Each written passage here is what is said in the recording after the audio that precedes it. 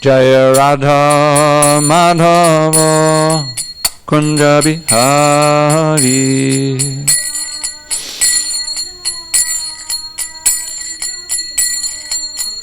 Jaya Radha Madhava Kunja Bihari.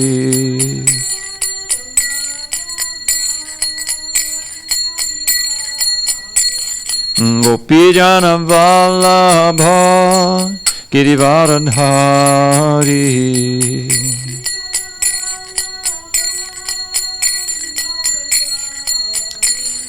Gopijana Vallabha Girivardhari.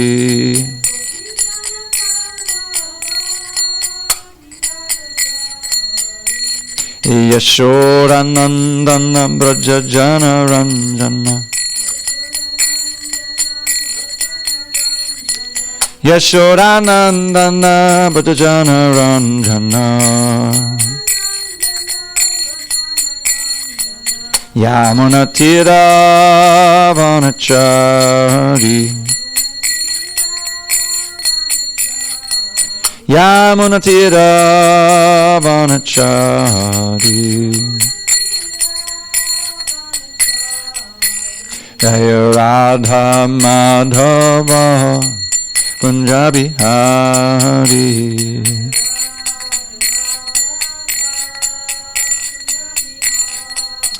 Jaya Radha Madhava Kunja Bihari.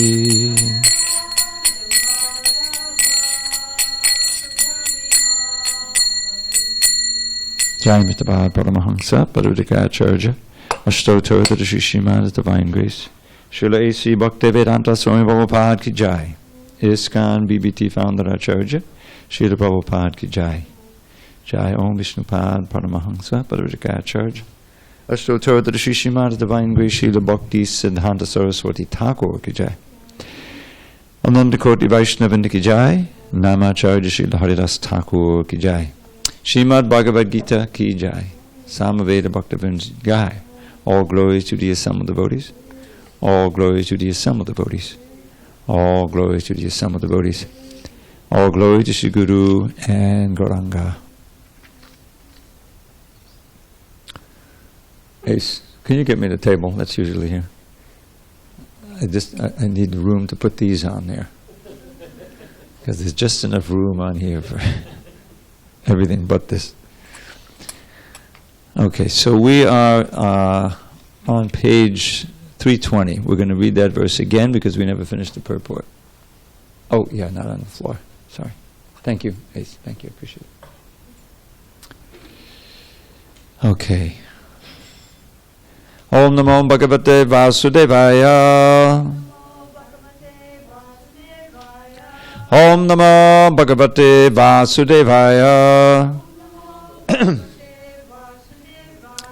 Om Namo Bhagavate Vasudevaya.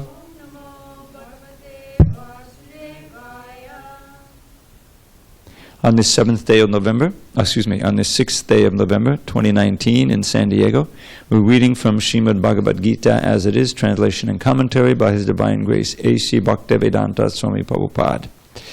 And we are on chapter 7, Knowledge of the Absolute, text number 15. We'll read it again and finish the purport. Okay. Namam dushkritano mudha prapadyante naradama mayaya parita jnana asadam bhavamashrita. Namam dushkritano mudha prapadyante naradama maya paritagana asodam bhavamashrita. Namam dushkritano mudha prapadyante naradama maya paritagana asodam bhavamashrita.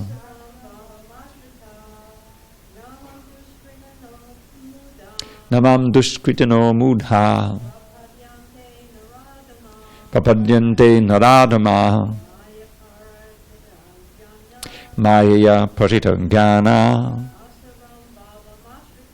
Asuram bhavamashita. Go ahead, Ace.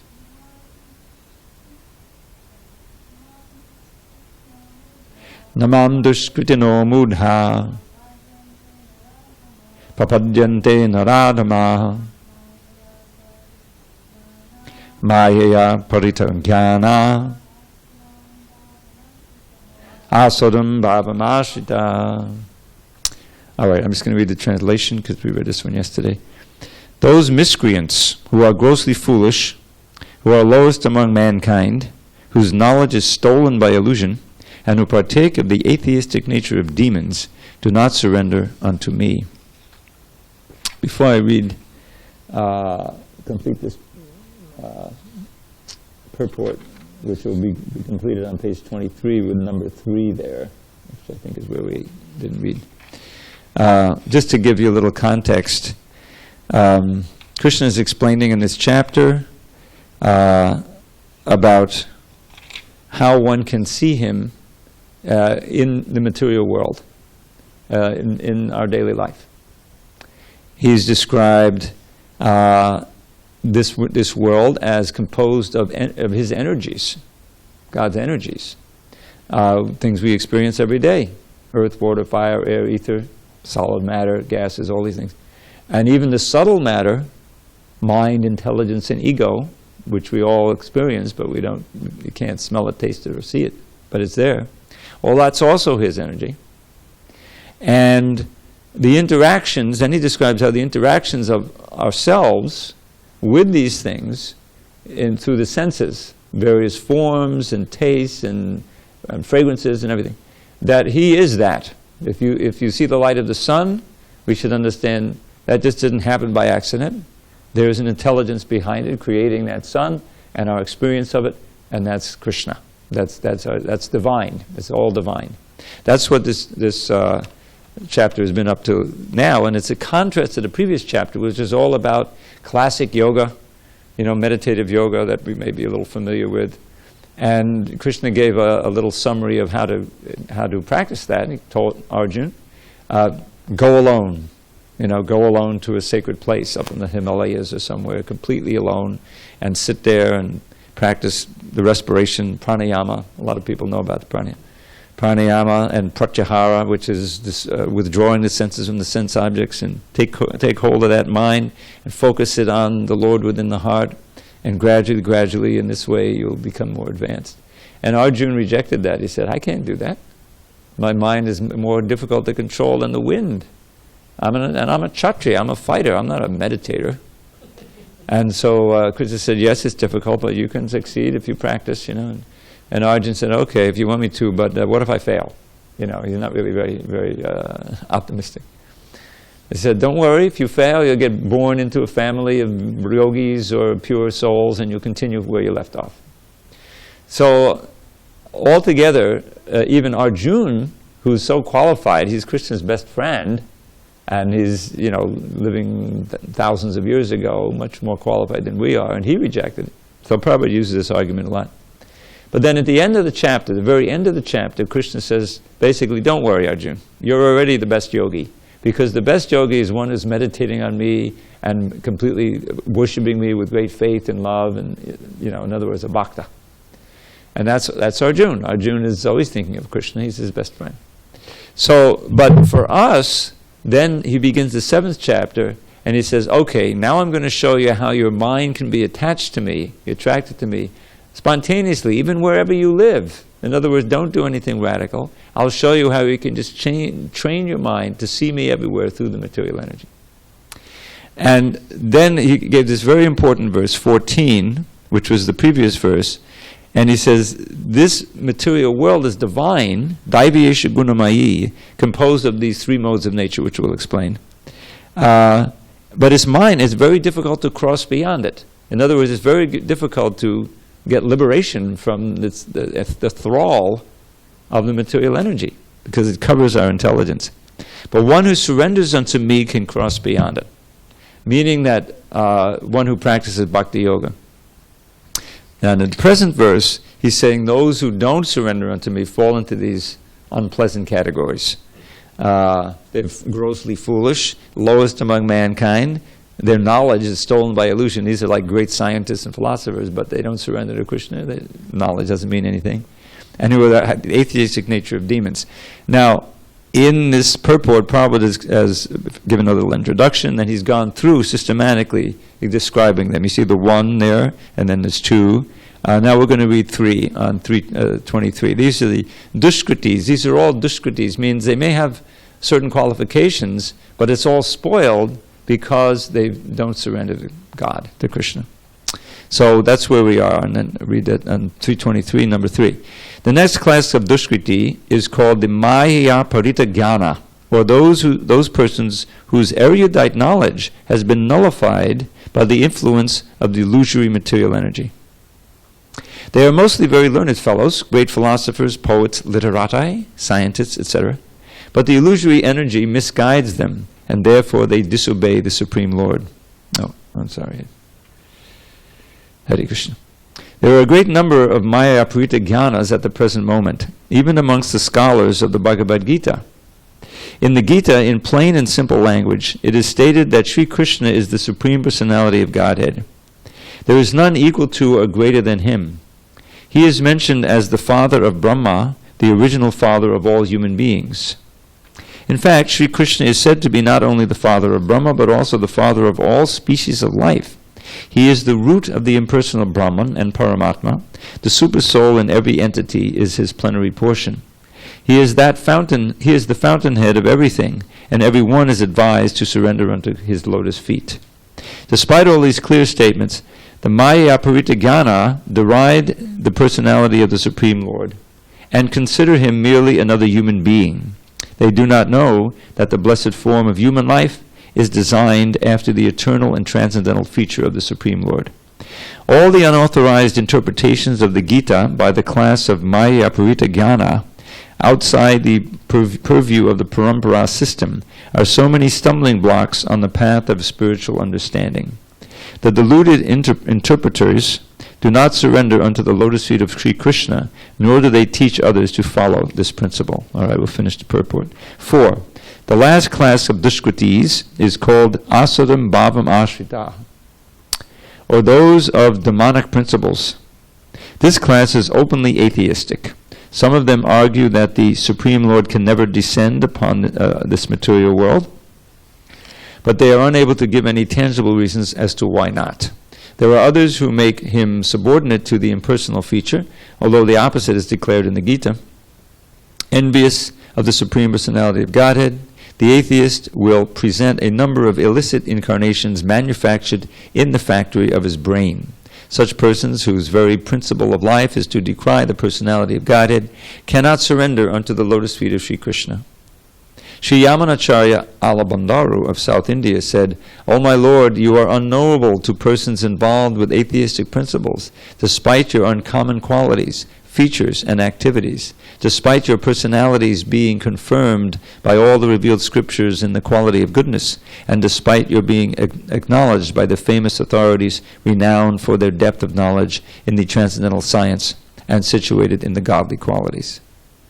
Therefore, 1. Grossly foolish persons, 2. The lowest of mankind, 3. The deluded speculators, and 4. The professed atheists, as above mentioned, never surrender unto the lotus feet of the personality of Godhead, in spite of all scriptural and authoritative advice. Om Jnana Timarandasya Jnananjana Shalakaya Chakshu Unmilatam Mena Tasmai Shri Gurave Namaha. I was born in the darkness of ignorance, but my spiritual master Srila Prabhupada opened my eyes with the torchlight of knowledge. I offer my humble obeisances unto him and all members of Sri Parampara. So this is quite a statement from Krishna. He is not mincing any words. First, he gives the great benefit of that surrender. In the 14th verse here, as I mentioned, Daivi Esha Gunamahi Mama Maya Dorotyaya Mame Viye Papadyante Mayametam Tarantite. One of the basic principles of understanding this mystical and mysterious science of Krishna consciousness is to first recognize that we have the ability in trying to understand things beyond the reach of our mind and our senses. It makes perfect sense that that will be the case. But the illusory energy is such that it convinces us that there's really nothing beyond the reach of our senses and mind. We just have to keep pushing. In other words, you have this fantastic edifice of scientific knowledge that's been built up, and it's increasing every day. I mean, when I was growing up, there were no computers, at least none that we could touch.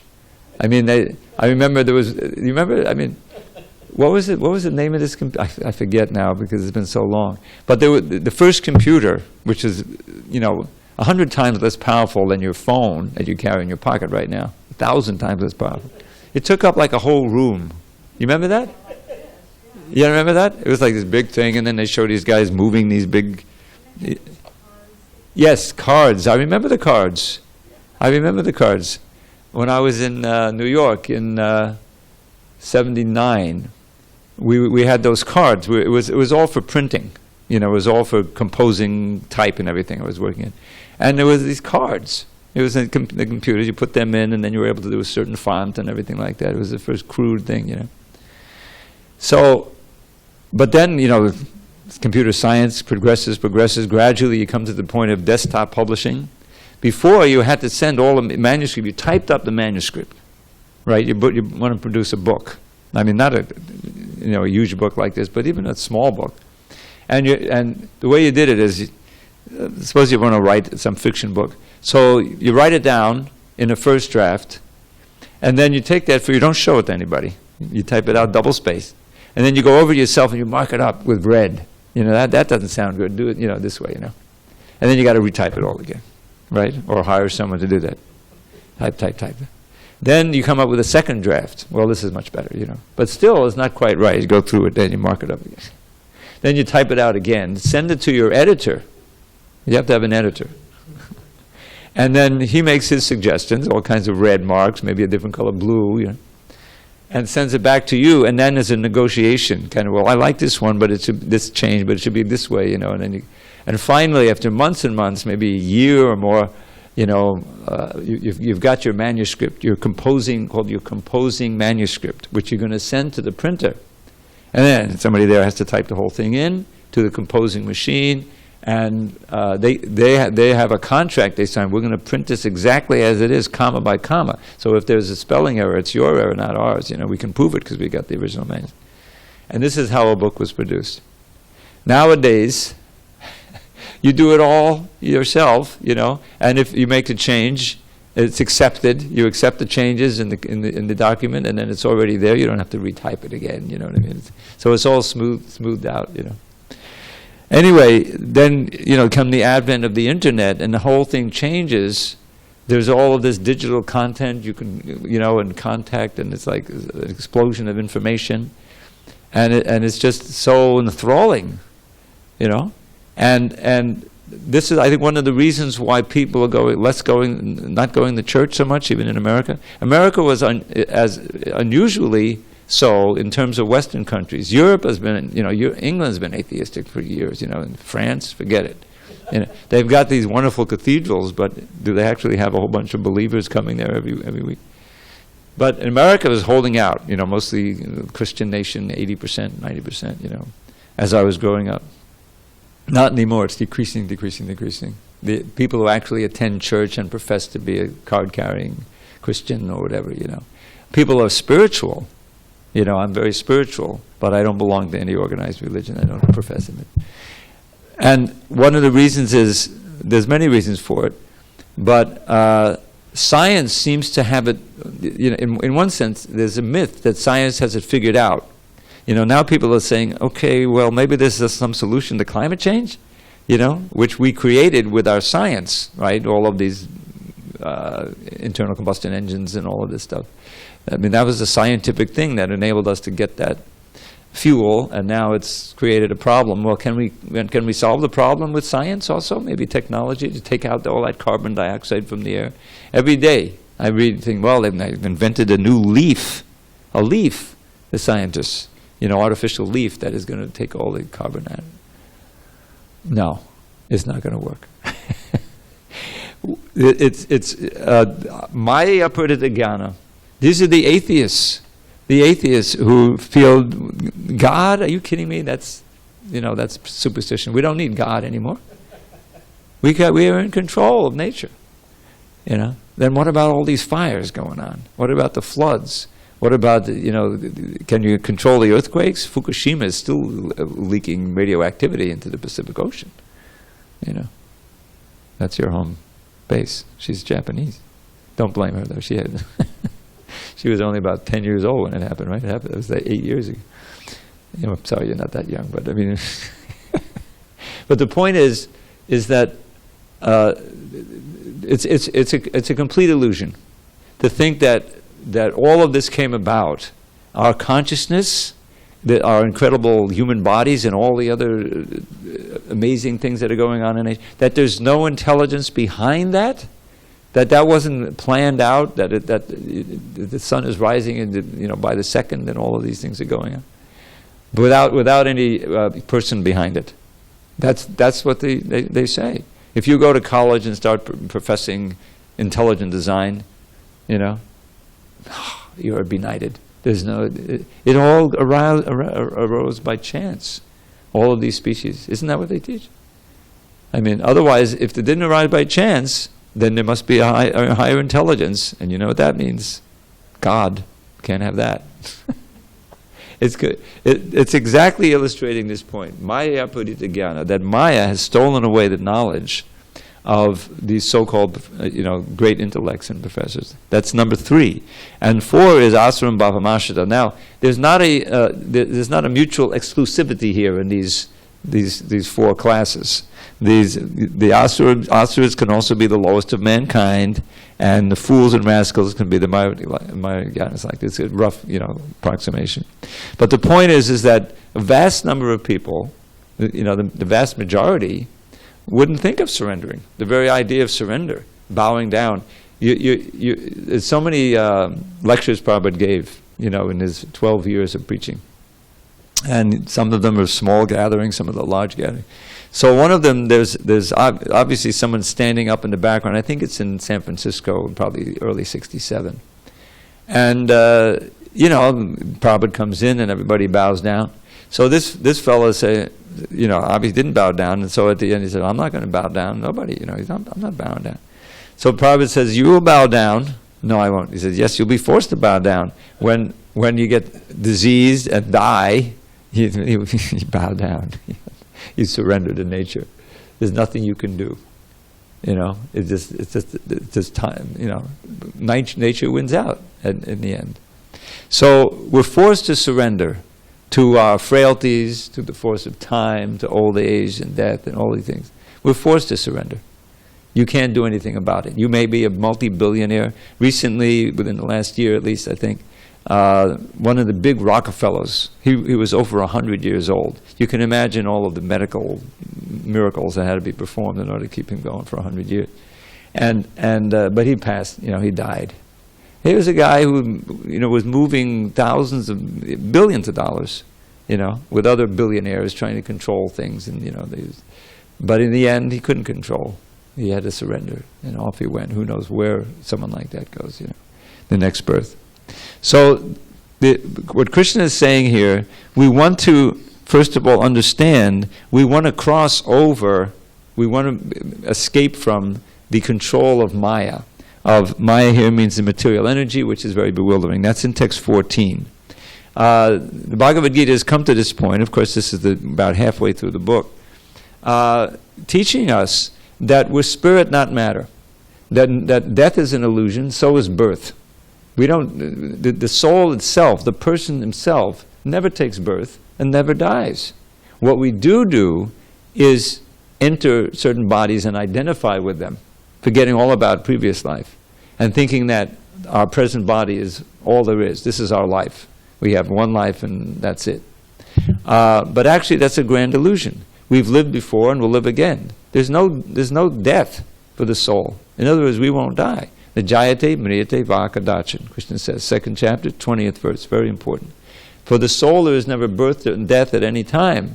No souls have come into being. They're not coming into being right now, and in the future they won't come into being. They all exist eternally, as eternal as Krishna is. We're unborn, eternal, ever existing in primeval.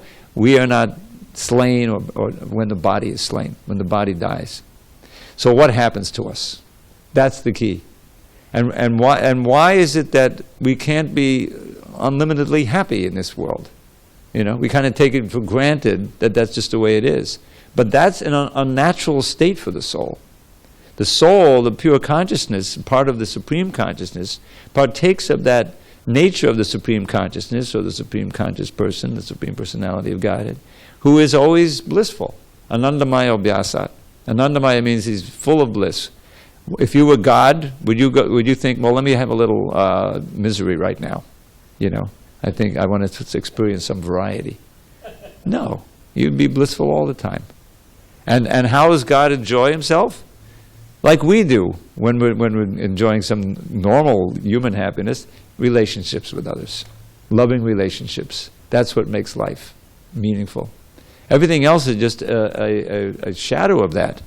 Why are these video games so popular? More than movies even now, you know, because they're participatory, you know, because you can be powerful, you can be the hero, you can get out of your mundane existence, so-called, and have a whole new existence. And it's exciting. They make it addictive. There's nothing. They've actually, I think they have recently, or they're about to, add it to that list as a book. I forget what they call it, of official mental diseases. Have you ever heard of that? You know, it's because you don't have a mental disease. I don't either. But the thing is, I know about this book, and you know, schizophrenia, different varieties, all these different things. It's a big, thick book. And they redo it every couple of years, you know, the psychiatrists and psychologists. So they have added or are about to add video game, you know, addictive disorder or something like that. I mean, just yesterday there was a story of, it's not the first time it's happened, where some poor kid expired.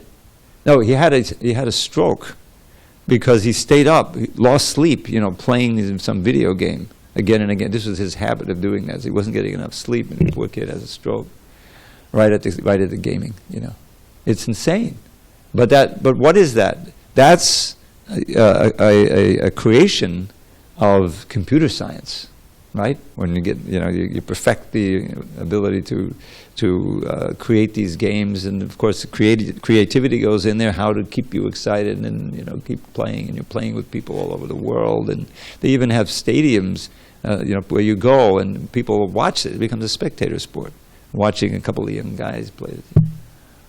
What is that? Does it get you any closer to the goal of life?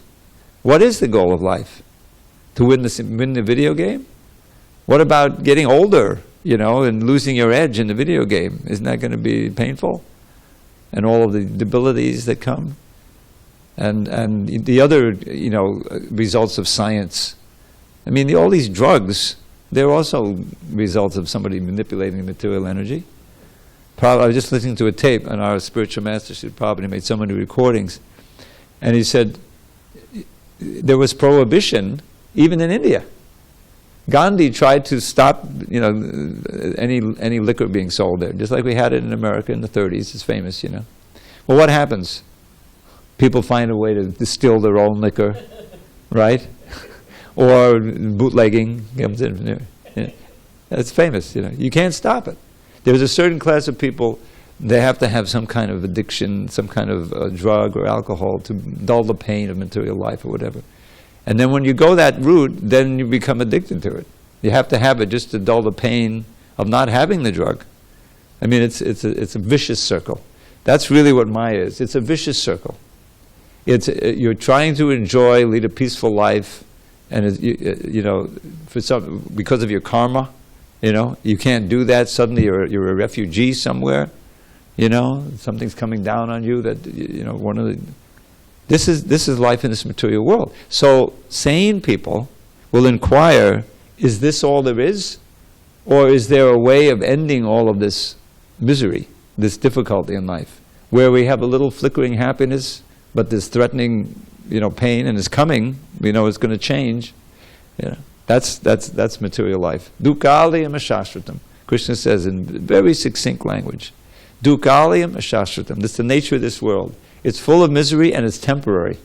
Meaning, even if you can allay the misery for a while and get a little peace, a little happiness, that little peace and happiness is temporary, and it will come to an end. And eventually, the whole, who needs the apocalypse? Everybody has his own individual apocalypse that comes upon him, right?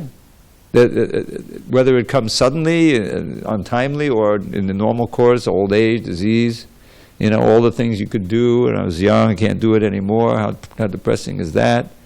Or maybe I could get some therapy where I can, desperation.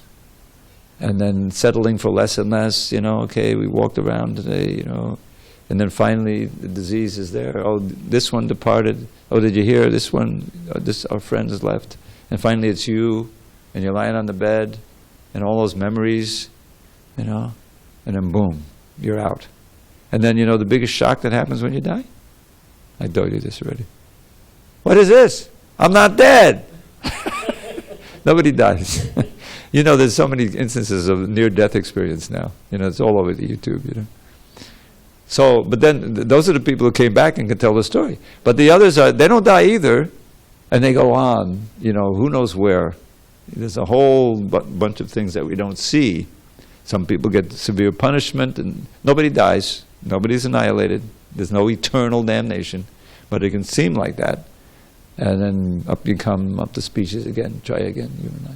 We've been doing that for millions of births. We just forgot. That's Krishna's blessing. So, in the Vedic culture, the basic principle is how can we break free from this cycle of birth and death and all that it entails. And Krishna is telling us, this is called the material energy, called Maya in this case. One who surrenders unto me, it's made of these gunas, these three gunas. Goodness, passion, and ignorance, and they have the certain effects. The more we're in the passion and ignorance, the more illusioned we are, the more we don't even want to know about these things, that are beyond, we don't believe in them. But those gunas are keeping us bound. They're like ropes. You can't cross beyond it on your own, but if you surrender to me, says Krishna, you can cross beyond it.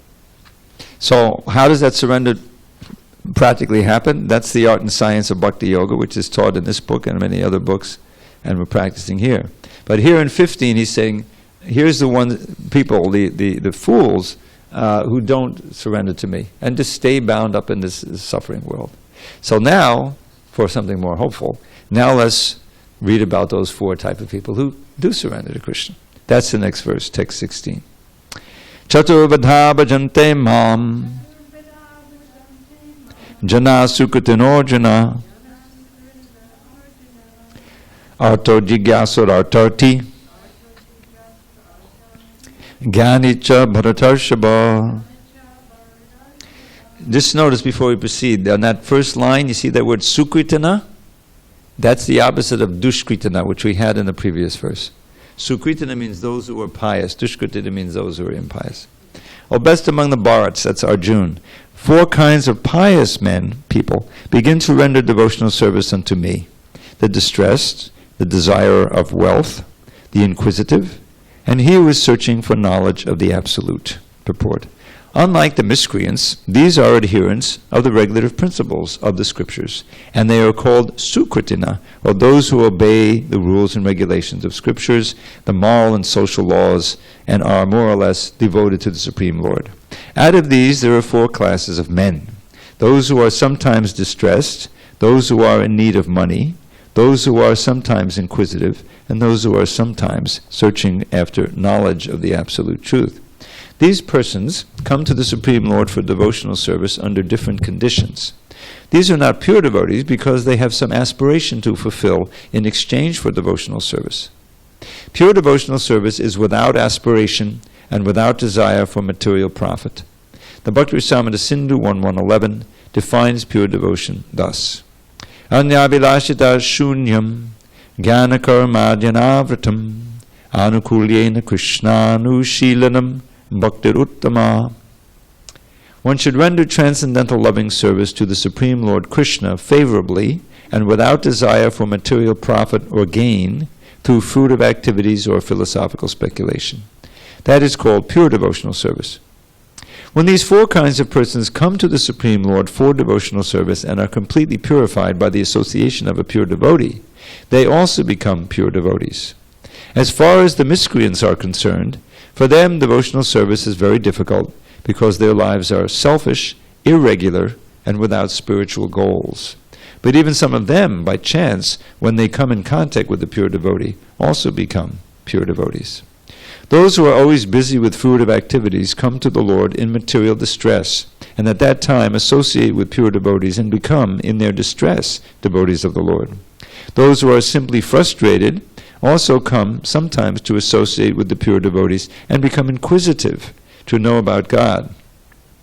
Similarly, when the dry philosophers are frustrated in every field of knowledge, they sometimes want to learn of God, and they come to the Supreme Lord to render devotional service, and thus transcend knowledge of the impersonal Brahman and the localized Paramatma, and come to the personal conception of Godhead by the grace of the Supreme Lord or his pure devotee.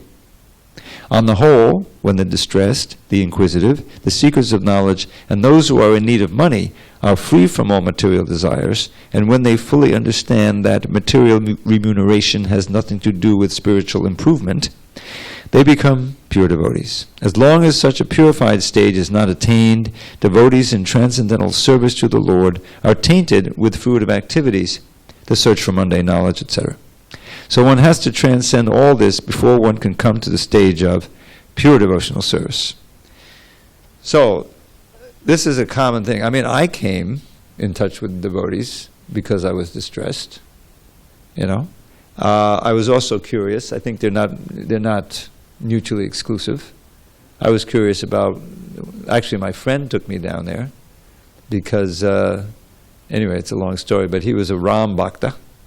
And he knew about the temple, and so after we had our lunch at the Ramakrishna mission, which I was completely involved in, and this was saved by Krishna from, he said, "Why don't we go down to this?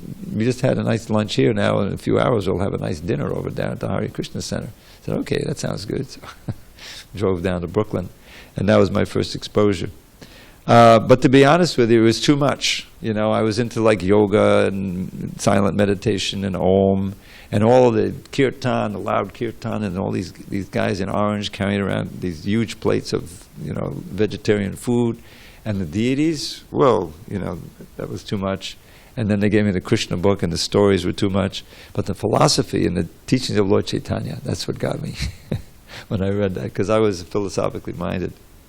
So, but here, Krishna is giving a nice description of all kinds of people who come to him for different reasons.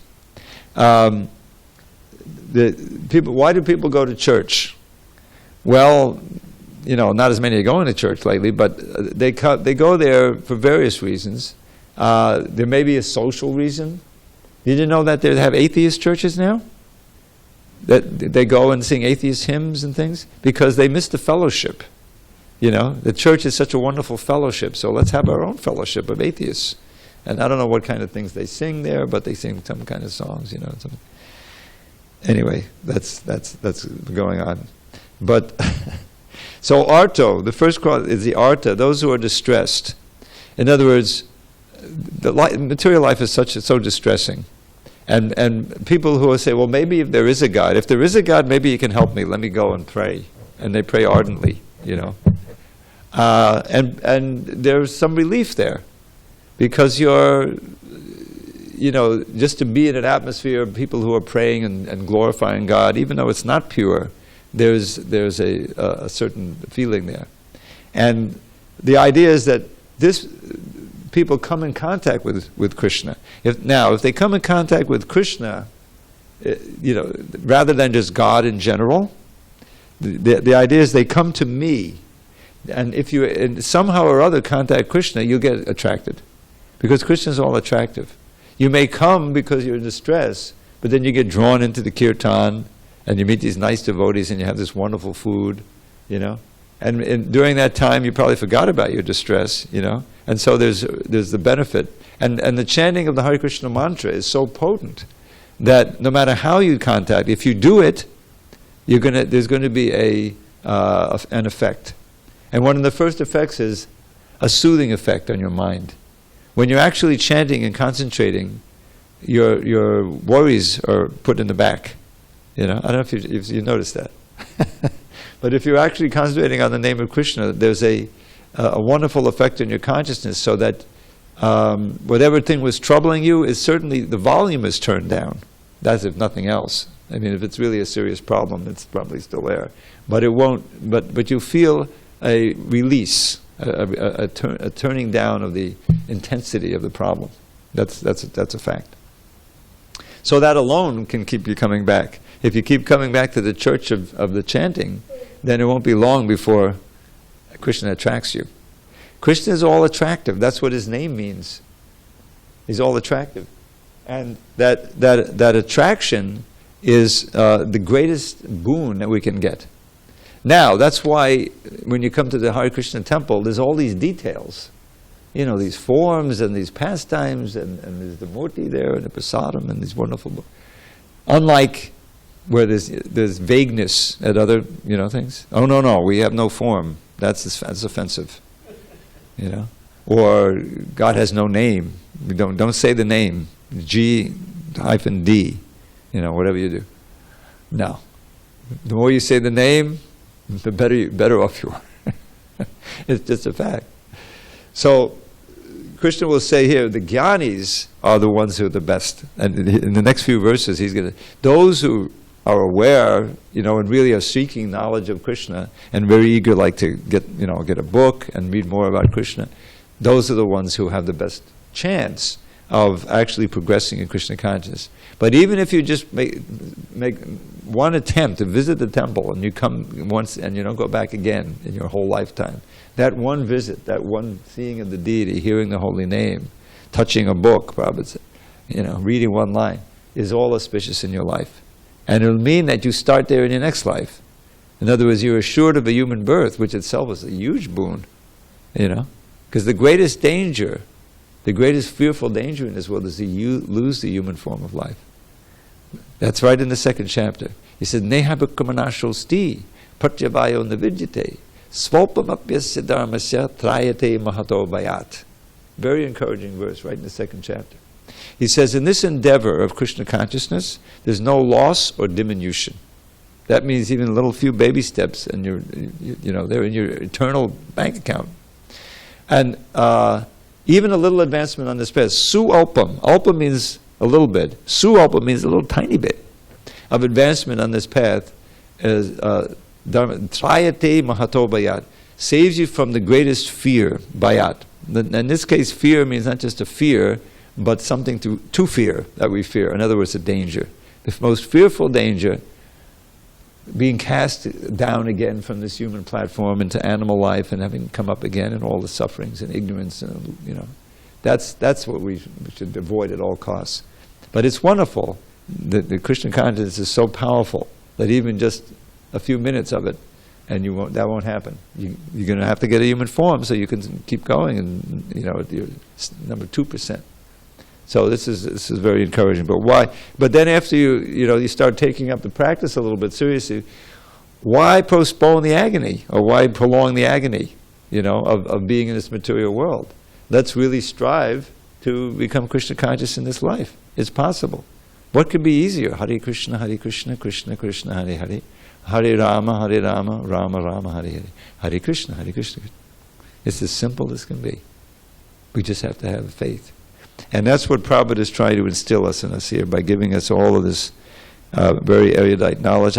I know that it's a little bit difficult the first time to hear these and all these unfamiliar terms, but that's what we're here for, to explain them. Okay, any questions on this?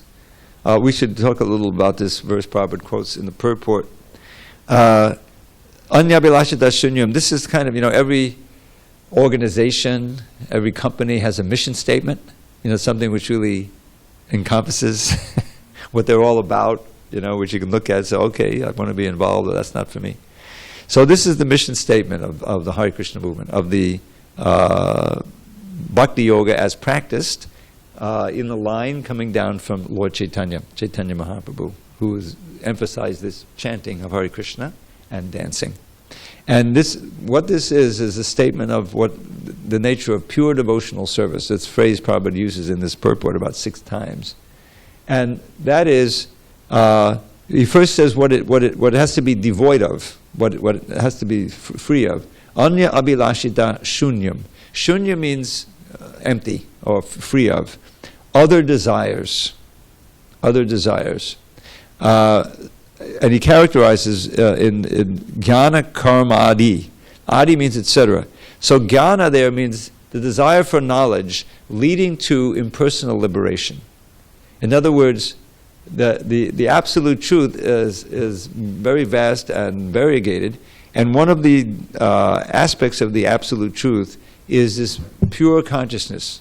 Is usually thought of as a very like a light, like a sunshine, without any variety, pure consciousness, and that's called Brahman. But that, and some philosophers say that's the ultimate.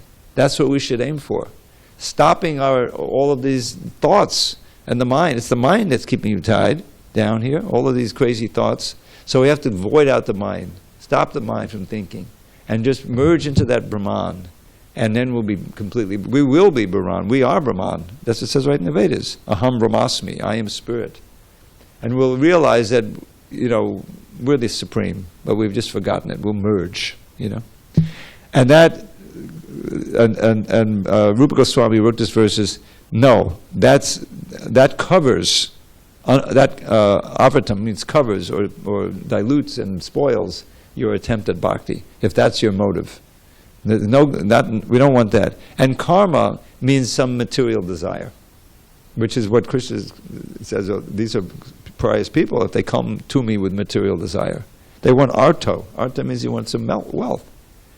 Well, compared to the Dushkritas in the previous verse, these people are pious because they've got a chance. They're coming in touch with me and they can be purified. But here's the ultimate purification. Not a tinge of desire for personal liberation, not a tinge of desire for some material remuneration. So this is what it's not. Now here's what it is. Anukulyena krishnanu shilanam. Shilanam means activity, or some series of activities that are motivated by the desire to please Krishna. Anukulyena Krishna, anushilanam. Following in the path of previous acharyas, and acting in such a way, just as we get up early, and we, if you're serious Hare Krishna initiated, and you get up early and come to the temple, or you come down into the temple, and you worship the deity and sing the song to the guru, and it's something that's part of the morning program that's Prabhupada prescribed for those who are initiates. So we're doing it. We're not coming down here so that we can get rich. We're not coming down here so we can get free of some disease. We're coming down here because it's prescribed, because that's what the Guru wants, and that's what Krishna wants, and therefore we do it. Now, in the process of doing that, you find that there's a real pleasure there. You're seeing the deity, and you're worshiping Prabhupada, and you're chanting Hare Krishna, and so it's not that the motive has changed. Okay, if I really feel good and I feel like I'll benefit, I'll go down. No, you go down anyway, and you attend it.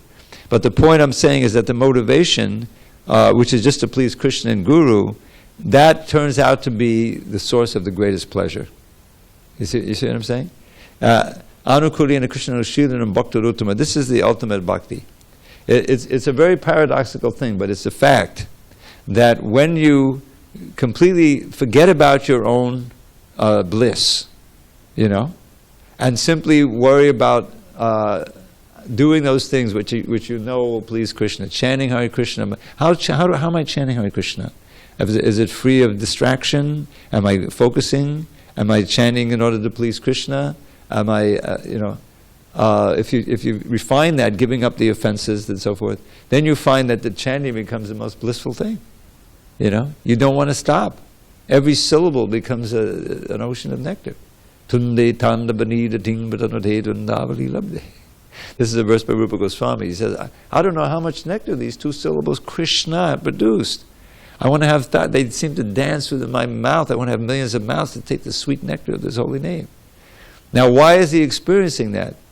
Because in his purity, he's chanting to please Krishna, and he's finding that that's also pleasing him more than anything possible. That's the ultimate reality of bhakti. It's just like the closest thing to it is a mother's love for a little newborn child, 6 months, 1 year old, whatever. And the mother is not thinking, well, what am I getting out of this? I'm feeding you, and I'm dressing you, and I'm worrying about you. What's in it for me? That thought doesn't come. Is there a mother alive who does?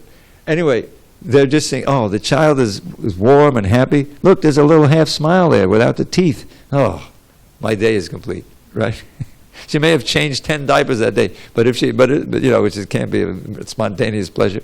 But but the fact that the child is happy, sucking the breast, that's all. That's it. In other words, the happiness of the mother is in the happiness of the child. This is real love. The happiness of the gopis is in the happiness of Krishna, not their own pleasure. It's not that the gopis are scratching and fighting, I want to be with Krishna, now you get back here. It's not like that.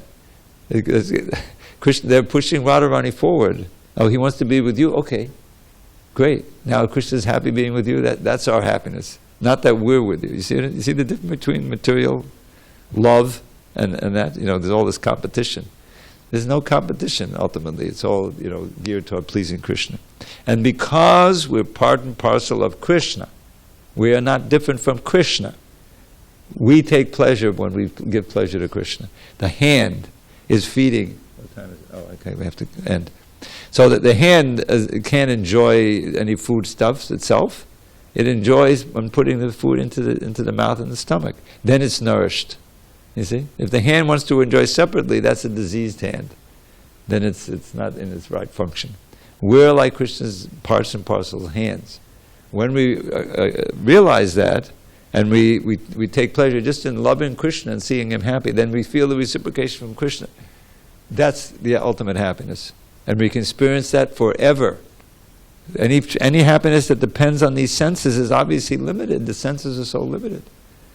The attempt to increase the material happiness produces more misery. Because the senses are limited, but we ourselves are hankering for that unlimited happiness. You see the problem? We've forgotten the real means of enjoying that way. So the ultimate desire is we want to enjoy unlimitedly, and get back to that Satchidananda state. But in order to do that, we need to forget about our enjoyment and think of Krishna's enjoyment. And because we're part and parcel of Krishna, we actually enjoy more. And you can just laugh at all of these temptations and all of these things that they're trying to make you try to enjoy in this world. You don't need it. Hare Krishna, Hare Ram. Okay, we have to end for Kirtan.